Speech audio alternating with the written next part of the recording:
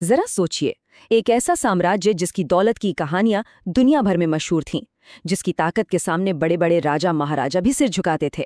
हम बात कर रहे हैं मुगल साम्राज्य की। तो फिर ऐसा क्या हो गया कि ये आलीशान सल्तनत ताश के पत्तों की तरह बिखर गई?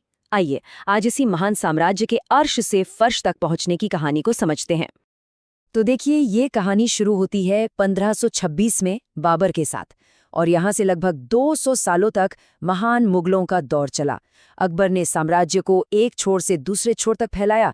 शाहजहां ने इसे ताजमहल जैसी खूबसूरत इमारतों से सजाया, और 1707 में औरंगजेब के दौर तक तो ये अपनी ताकत के शिखर पर था। मतलब सब कुछ शानदार चल रहा था। लेकिन फिर आया साल 1707। ये वो साल था जो एक बहुत बड़ा मोड़ साबित हुआ। औरंगजेब की मौत के साथ ही साम्राज्य की वो सुनहरी चमक फीकी पड़ने लगी, और यहां से पतन की एक लंबी दर्दनाक कहानी शुरू हो गई। 1707 के बाद का जो ये दौर है ना, इसे इतिहासकार कहते हैं बाद के मुगलों का दौर, और ये नाम बिल्कुल सही बैठता है। ये वो दौर था जब बादशाह तो थे, पर बादशाही नहीं थी। साम्राज्य की पकड़ लगातार ढीली पड़ती जा रही थी। तो चलिए देखते हैं कि आखिर पर्दे के पीछे चल क्या रहा था। तो बड़ा सवाल यही है, इतना बड़ा साम्राज्य गिरा तो गिरा कैसे? हम अपनी पड़ताल शुरू करेंगे साम्राज्य के सुनहरे दौर से, फिर देखेंगे कि इसमें बिखराव कैसे शुरू हुआ। हम ये भी जानेंगे कि क्या इसे अंदर से ही किसी दीमक ने खोखला कर दिया था, या फिर दरवाजे पर खड़े दुश्मनों ने इसे तोड़ा। और फिर देखेंगे कि इसका अंजाम क्या हुआ। तो पहला हिस्सा, अपनी बुलंदी पर एक साम्राज्य, शक्ति की एक विरासत। और अब दूसरा हिस्सा, महान बिखराव, यानी दो अलग अलग युगों की कहानी। जरा इस फर्क को देखिए। एक तरफ है महान मुगल, मजबूत हुकूमत, खचाखच भरा खजाना और एक ताकतवर सेना। और दूसरी तरफ है बाद के मुगल, नाम के शासक, खाली तिजोरी और एक बेदम फौज।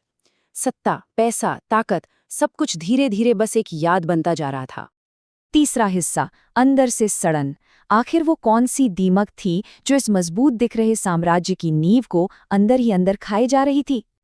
और देखिए, विडंबना ये है कि पतन के कुछ बीज तो आखिरी महान मुगल औरंगजेब ने ही बो दिए थे।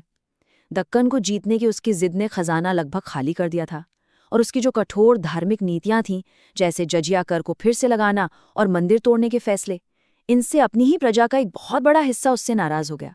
उसने साम्राज्य को सबसे बड़ा तो बनाया, पर शायद सबसे कमजोर भी कर दिया। औरंगजेब के जाने के बाद तो मानो कोई संभालने वाला ही नहीं बचा। उसके बाद जो भी शासक आए वे बेहद कमजोर और नाकाबिल थे।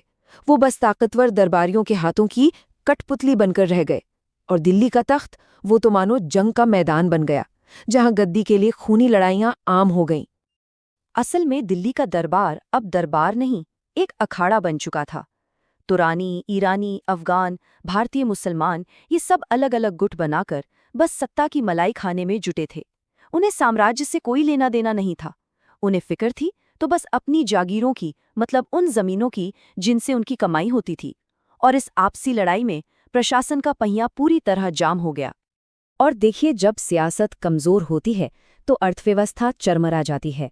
अमीरों को देने के लिए जमीनें ही कम पड़ गईं, तो उन्होंने किसानों को निचोड़ना शुरू कर दिया। ऊपर से बादशाहों और अमीरों की शानो शौकत और कभी न खत्म होने वाली लड़ाइयों ने खजाने में जो कुछ बचा खुचा था वो भी साफ कर दिया। साम्राज्य एक ऐसे विशाल जहाज जैसा हो गया था जिसका कप्तान कमजोर पड़ चुका था। चौथा हिस्सा, दरवाजे पर खतरे। साम्राज्य अंदर से तो खोखला हो ही रहा था, लेकिन अब बाहर की ताकतें भी इस कमजोरी को भांप चुकी थी और इसका फायदा उठाने के लिए दरवाजे पर दस्तक दे रही थीं। इसी दौर में दो भयानक हमले हुए। पहले ईरान के नादिर शाह और फिर अहमद शाह अब्दाली ने दिल्ली को बेरहमी से लूटा। ये सिर्फ एक सैनिक हार नहीं थी, ये वो जख्म थे जिनसे साम्राज्य की आर्थिक कमर ही टूट गई। खजाना लुट गया और जो बची खुची मुगल सेना थी उसका मनोबल भी पूरी तरह से खत्म हो गया। और जैसे ही दिल्ली की पकड़ कमजोर हुई, मानो हर तरफ से साम्राज्य की दीवारें गिरने लगीं। पश्चिम में मराठा एक नई महाशक्ति बनकर उभरे, उत्तर में सिख और जाटों ने अपने आजाद राज्य बना लिए, और राजपूत, जो कभी मुगलों की सबसे बड़ी ताकत हुआ करते थे, उन्होंने भी अपना रास्ता अलग कर लिया। और फिर कहानी में एक नया और आखिरी विलन आया, एक ऐसा खतरा जो समंदर के रास्ते से आया था। यूरोपीय ताकतें, और उनमें भी खासकर अंग्रेज। उनके जहाज़ों पर सिर्फ तिजारत का सामान नहीं था, बल्कि नए हथियार, नई चालें और पूरे हिंदुस्तान पर राज करने का एक नया सपना लदा हुआ था। पांचवां और आखिरी हिस्सा, अंतिम पतन। अब वो वक्त आ गया था जब अंदर की सड़न और बाहर के हमले दोनों मिलकर एक ऐसा विनाशकारी तूफान बन गए जो सब कुछ उड़ा ले जाने वाला था। ये पतन एक झटके में नहीं हुआ, ये एक एक करके हुआ। पहले अंदर की कमजोरी ने साम्राज्य को खोखला किया, फिर इस खालीपन का फायदा उठाकर इलाकाई ताकतें अलग हो गईं। जो कुछ बचा उसे विदेशी हमलावरों ने लूट लिया, और इस खाली जगह को भरने के लिए आ गई ब्रिटिश ईस्ट इंडिया कंपनी, जिसने आखिरकार अंतिम मुगल बादशाह को भी गद्दी से हटाकर देश निकाला दे दिया। ऑलमोस्ट साल था 1857, जब आखिरी मुगल बादशाह बहादुर शाह जफर को रंगून भेज दिया गया, और इसी के साथ भारत पर 300 साल से भी ज्यादा चले मुगल शासन का सूरज हमेशा के लिए डूब गया। तो यहाँ एक बहुत बड़ा सवाल उठता है, क्या मुगल साम्राज्य का पतन होना तय ही था? या अगर उस दौर में कोई एक मजबूत और दूर की सोचने वाला नेता होता, तो क्या वो इस विशाल जहाज को डूबने से बचा सकता था? इस पर सोचिएगा जरूर। जरा सोचिए, एक ऐसा दिन जब एक पूरी सल्तनत का मुस्तकबिल, उसका भविष्य सिर्फ एक जंग के मैदान में तय होने वाला था। तारीख थी 5 नवंबर 1556 और जगह पानीपत, वही जमीन जहां एक बार फिर हिंदुस्तान की तकदीर लिखी जा रही थी। सवाल यही है कि कैसे एक मामूली सा तीर एक विशाल साम्राज्य की किस्मत का फैसला कर सकता है। सुनने में अजीब लगता है ना? चलिए आज इसी सवाल का जवाब ढूंढते हैं और उस ऐतिहासिक दिन की कहानी में और भी गहराई से उतरते हैं। तो इस जंग तक हम पहुंचे कैसे? इसके लिए थोड़ा पीछे चलना होगा। साल था 1556 और मुगल सल्तनत का सिंहासन सच कहें तो बुरी तरह डगमगा रहा था। हालात ऐसे थे कि लग रहा था बस सब कुछ खत्म होने की कगार पर है। और फिर चीजें बहुत बहुत तेजी से बिगड़ी। हेमू ने दिल्ली की लड़ाई में मुगलों को करारी शिकस्त दी। आगरा गया, दिल्ली गई, सब कुछ देखते ही देखते हाथ से निकल गया। ऐसे में एक नौजवान बादशाह अकबर ने अपने सबसे भरोसेमंद संरक्षक बैरम खान के साथ खोई हुई सल्तनत वापस पाने के लिए पानीपत की तरफ रुख किया। और अब मैदान जंग में दो ताकतें आमने सामने खड़ी थी। एक तरफ था एक उभरता हुआ मुगल बादशाह और दूसरी तरफ एक ऐसा हिंदू शासक जिसका नाम ही काफी था। पूरे उत्तर भारत का भविष्य अब इन दो सूरमाओं के हाथों में था। और ये दोनों जमीन आसमान का फर्क था इनमें। एक तरफ अकबर, एक नौजवान जिसकी उम्र महज 13-14 साल थी, जो अपनी विरासत बचाने के लिए पूरी तरह अपने सलाहकार बैरम खान पर निर्भर था। और दूसरी तरफ हेमू, एक तजुर्बेकार योद्धा जिसने दिल्ली जीतकर खुद को राजा विक्रमादित्य का खिताब दिया था। हेमू की सेना भई वो एक चलती फिरती कयामत से कम नहीं थी। पहली बात, संख्या में वो मुगलों से कहीं ज्यादा थे। दूसरी, उनके सैनिक बंगाल से पंजाब तक लगातार जंग जीतते आ रहे थे, बैटल हार्डन जिन्हें कहते हैं। और सबसे बड़ी ताकत उनके हाथी, एक ऐसी फौज जो किसी भी दुश्मन को रौंद कर रख दे। लेकिन अकबर की सेना को भी कम आंकना एक बड़ी भूल होती। हाँ, संख्या में वो बेशक कम थे, पर उनके तरकश में भी कुछ खास तीर थे। उनके तीरंदाज, उनका निशाना अचूक था। उनके घुड़सवार इतने तेज थे कि पलक झपकते ही दुश्मन के किनारों पर हमला कर सकते थे। और इन सब की रणनीति के पीछे जो दिमाग था, वो था बैरम खान का। और फिर वो दिन आ ही गया। पानीपत का मैदान एक बार फिर गवाह बनने वाला था हिंदुस्तान की तकदीर के फैसले का। दोनों सेनाएं आमने सामने, और हवा में एक अजीब सी मौत की खामोशी तैर रही थी। जंग का बिगुल बजा और हेमू ने अपना सबसे खतरनाक हथियार आगे कर दिया, उनके हाथी। वो किसी तूफान की तरह मुगल फौज पर टूट पड़े। एक पल के लिए तो लगा कि बस खेल खत्म। मुगल सेना के पांव उखड़ने लगे, चारों तरफ अफरा तफरी और चीख पुकार मच गई। लेकिन ठीक यहीं बैरम खान ने अपना मास्टर स्ट्रोक चला। मुगल सेना पीछे नहीं हटी, बल्कि एक गहरी खाई के पीछे अपनी पोजीशन ले ली, जहां हाथियों का पहुंचना नामुमकिन था। और फिर किनारों से उनके तीरंदाजों ने हाथियों और उनके महावतों पर तीरों की ऐसी बारिश की कि दुश्मन संभल ही नहीं पाया। पर मुगलों के इस चालाकी के बावजूद जंग का पलड़ा अभी भी हेमू की तरफ ही भारी था। सच तो ये है कि वो जीत के बहुत बहुत करीब थे। उनकी सेना लगातार मुगलों को पीछे धकेल रही थी और ऐसा लग रहा था कि बस किसी भी पल वो जंग जीत लेंगे। और फिर ठीक उसी पल किस्मत ने अपना खेल खेला। कुछ ऐसा हुआ जिसकी किसी ने भी कल्पना नहीं की थी। हवा को चीरता हुआ एक तीर आया और सीधा हेमू की आंख में जा लगा। वो अपने हाथी से नीचे गिरे और बस उसी एक लम्हे में पूरी की पूरी जंग का पासा ही पलट गया। अपने राजा को, अपने लीडर को यूं जमीन पे गिरते देख हेमू की सेना का दिल ही टूट गया। जो सेना कुछ पल पहले जीत रही थी, अब उसमें भगदड़ मच गई। सारे सैनिकों के हौसले पस्त हो गए और हर कोई बस अपनी जान बचाने के लिए भागने लगा। जीती हुई बाजी एक झटके में हार में बदल चुकी थी। वो सिर्फ एक तीर नहीं था, वो एक तरह से हिंदुस्तान के आने वाले कल का फरमान था। उस एक तीर ने सिर्फ एक जंग का फैसला नहीं किया, बल्कि आने वाली कई सदियों का इतिहास लिख दिया। चलिए देखते हैं कैसे। तो जंग के फौरन बाद क्या हुआ? सबसे पहले तो बेहोश हेमू को पकड़ लिया गया। इसके बाद बैरम खान ने उन्हें मौत के घाट उतार दिया और बस मुगलों ने एक ऐसी जबरदस्त जीत हासिल कर ली जिसकी शायद उन्हें खुद भी उम्मीद नहीं रही होगी। और नुकसान का अंदाजा इस बात से लगाइए, हेमू की सेना के 5000 से ज्यादा सैनिक मारे गए। 5000, जबकि मुगलों का नुकसान बहुत मामूली था। ये साफ दिखाता है कि एक लीडर के गिरते ही एक मजबूत से मजबूत सेना भी कैसे ताश के पत्तों की तरह बिखर सकती है। इस एक जीत ने वाकई सब कुछ बदल कर रख दिया। उत्तर भारत में मुगल शासन की नींव हमेशा के लिए मजबूत हो गई। अफगानों का राज हमेशा के लिए खत्म हो गया और देखा जाए तो यही जीत वो बुनियाद बनी जिस पर आगे चलकर मुगलों ने पूरे हिंदुस्तान में अपना साम्राज्य फैलाया। और सबसे दिलचस्प बात, हेमू के वो ताकतवर हाथी अब मुगल सेना का हिस्सा बन चुके थे। और अब आखिर में एक सवाल जो सोचने पे मजबूर कर देता है। कभी सोचिएगा कि अगर वो एक तीर बस जरा सा भी चूक जाता तो क्या होता? आज हमारे देश का नक्शा, हमारा इतिहास, क्या वो वैसा ही होता जैसा आज है? शायद नहीं। सच ही है, कभी-कभी इतिहास के बड़े-बड़े फैसले किस्मत के एक छोटे से पल में ही हो जाते हैं। नमस्कार। चलिए आज इतिहास के उन पन्नों को पलटते हैं जहां एक ऐसे शक्तिशाली राजवंश की कहानी लिखी है जिसने 300 से भी ज्यादा सालों तक भारतीय उपमहाद्वीप की तकदीर को गढ़ा। जी हां, हम बात कर रहे हैं मुगल साम्राज्य की।